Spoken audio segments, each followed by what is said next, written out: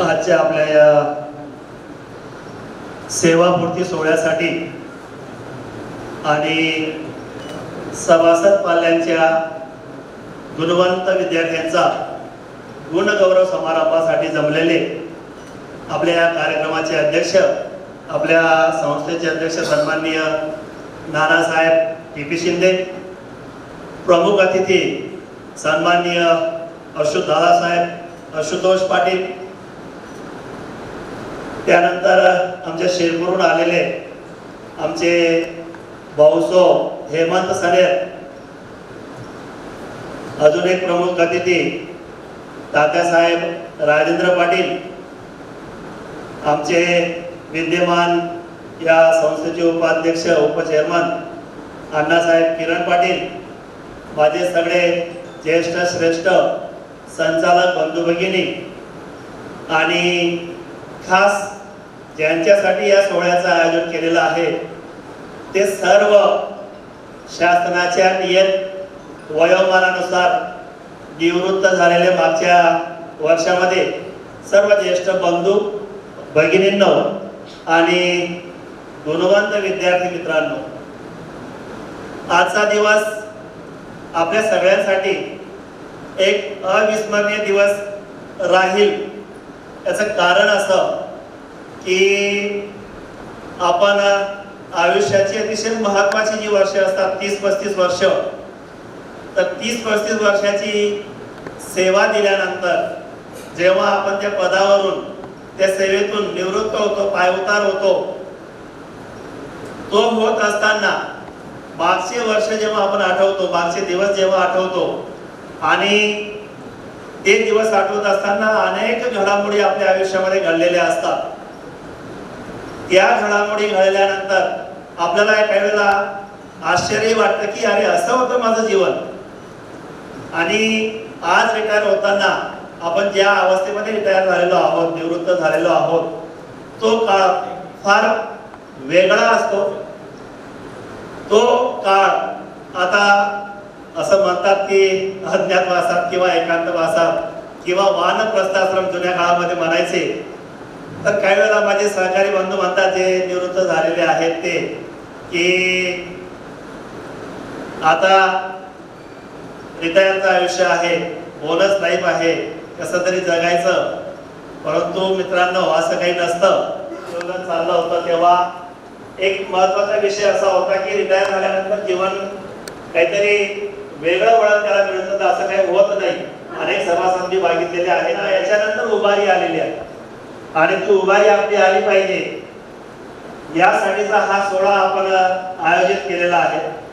आपल्या पतसंस्थेमध्ये तुम्ही 20 वर्षापासून 25 वर्षापासून कोणी 10 वर्षापासून सभासद झालेले असतील आणि सभासद झाल्यानंतर आपण फक्त कर्जच घेण्यासाठी सभासद होतो असं नाही, तर आपल्यामुळे आपण जी वर्गणी देतात किंवा जे शेअर्स आपले या पतसंस्थेमध्ये जमा होतात त्या पैशातून अनेक लोकांचे मुलींचे लग्न झाले असतील, कोणाचं घर घेतलं गेलं असेल, कोणाचा फ्लॅट घेतला गेला असेल, कोणाच्या मुलाच्या शिक्षणाला हा पैसा खर्च झालेला आहे असं मला वाटतं।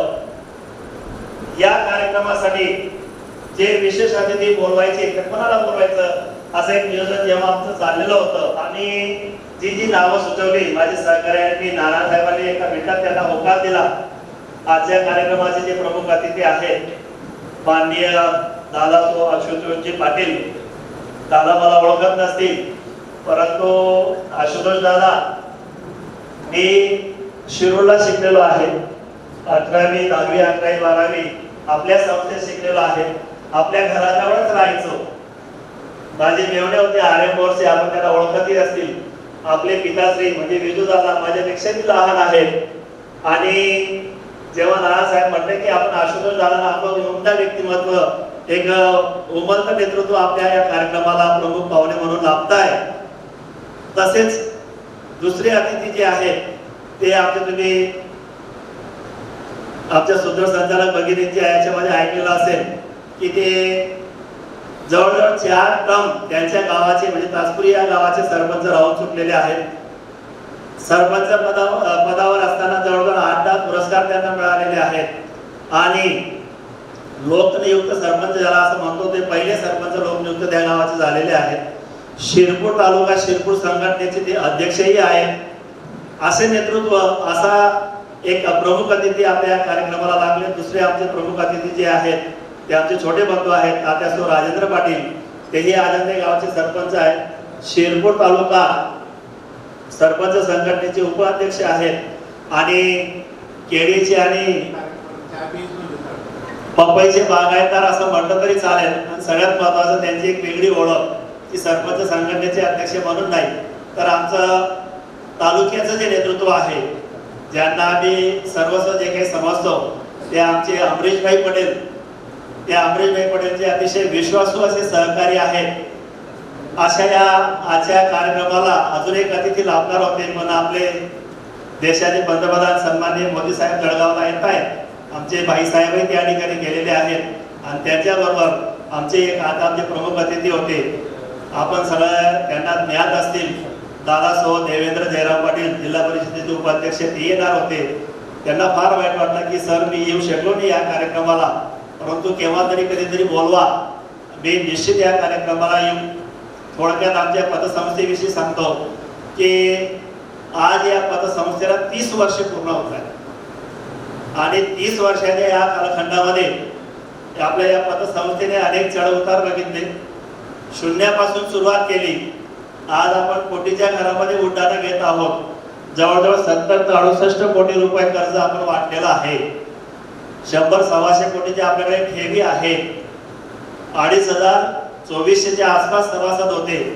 12 वर्षापासून भरती बंद असल्यामुळे रिटायरमेंट होणाऱ्या निवृत्त होणाऱ्या सभासदांची संख्या जास्त आहे। आजही मला वाटतं आमचे 81चा आकडा हा निवृत्त बंधूंचा आहे, भगिनींचा आहे। तरी सुद्धा 2400 वरून आपण आता 1700 वर आलेलो आहोत। या वर्षी सरकारने भरती सुरू केली, मला वाटतं आता आपलं सुरू झालेलं आहे, इनकमिंग सुरू झालेलं आहे। 100-150 सभासद रोज 5-25 अर्ज आमच्या या सभासदा होण्यासाठी जे येत आहेत त्याच्यावर सही करताना एक आनंद असा असतो की जे सभासद आपल्याकडे येतात ते आताची जी तरुण पिढी आहे, आपलं कसं असायचं, गरज पडली, कर्ज घ्यायचं एखादी पतसंस्था बघा, तिच्यामध्ये जा, चेअरमन साहेबांना भेटा, नानासाहेब मला असं असं आहे, असं काम आहे, तसं काम आहे, अशी अडचण आपण सांगितली की कर्ज मंजूर व्हायचं। आताची तरुण पिढी तशी राहिलेली नाही। ही तरुण पिढी बघते, विचार करते, योग्य काय अयोग्य काय, कोणती पतसंस्था चांगली, कोणत्या पतसंस्थेवर विश्वास ठेवावा, तिचे व्याजदर किती, त्यांची ह्या सगळ्या गोष्टी ते बघतात। आणि ते बघितल्यानंतर जेव्हा आपल्याकडे जे जेव्हा येतात, आमच्याकडे जेव्हा येतात, तेव्हा एक वेगळा आनंद असतो की आपण अजूनही नानासाहेब बाजारामध्ये जी पत असते ना, ती पत आपण टिकून ठेवलेली आहे।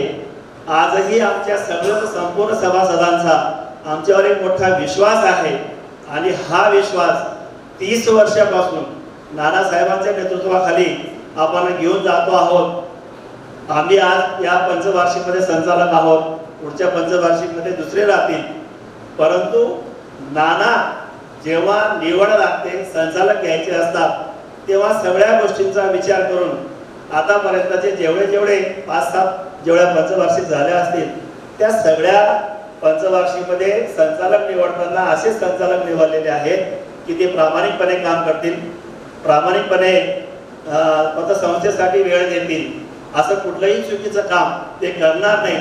पण त्यासाठी संस्था चालकांना भेटणं असो, त्यांच्या मुख्याध्यापकांना भेटणं असो किंवा त्या संचालक ज्याला घ्यायचं आहे त्याची पार्श्वभूमी असो, त्या सगळ्यांचा व्यवस्थितपणे अभ्यास करून आणि मग त्या संचालकाला कळवलं जातं की तुम्हाला आम्हाला आपल्या पतसंस्थेमध्ये संचालक म्हणून घ्यायचं आहे।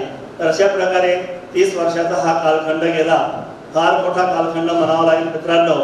आपण आयुष्याची 30 वर्ष समाजाच्या जनतेच्या सेवेसाठी दिली, ती देत असताना आपल्याकडनं अनेक चांगली कामं झालेली असतील। मी जास्त वेळ घेणार नाही, शेवटचं 2च मिनिटात आठवतं की आता आपण सगळे सेवानिवृत्त झालेले आहात आणि सांगायला काही हरकत नाही। जसं आता आपण नोकरीला लागलो, मीही तुमच्यामध्येच आहे, 10 वर्षांनी मीही आता निवृत्त होणार आहे। तर आपण गाव सोडून शहरात आलो आशुतोष दादा, आपली मुलं हे शहर सोडून पुण्या मुंबईला गेली. आजही आपल्याला जर घरून फोन आला, आई आजारी आहे, वडील आजारी आहेत, काका आजारी आहेत, आपण 2 तासामध्ये घरी पोहोचतो. आपली मुलं आपल्यामध्ये 2 तासात पोहोचणार.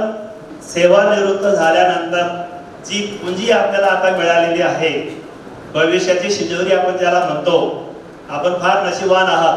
2005 पूर्वी जे लागलेले आहेत त्यांना पेन्शन सुरू आहे आणि म्हणून ती जी पुंजी तुम्हाला मिळणार आहे. आपलं प्रत्येकाचं एक नियोजन असतं. 2 मुली असतील तर 5-5 लाखीला देऊ, मुलगा असेल तर त्याला फ्लॅटला देऊ, बायकोला काहीतरी करून देऊ, असं एक वेगळं नियोजन असतं.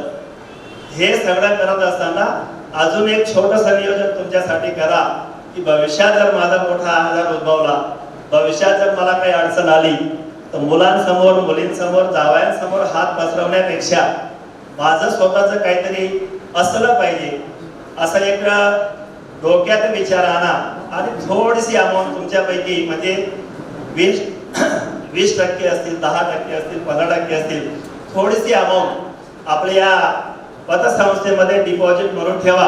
मला वाटतं आम्ही ज्येष्ठ नागरिकांसाठी 7.5% 8% तुम्हाला त्याच्यावर व्याज देणार आहोत.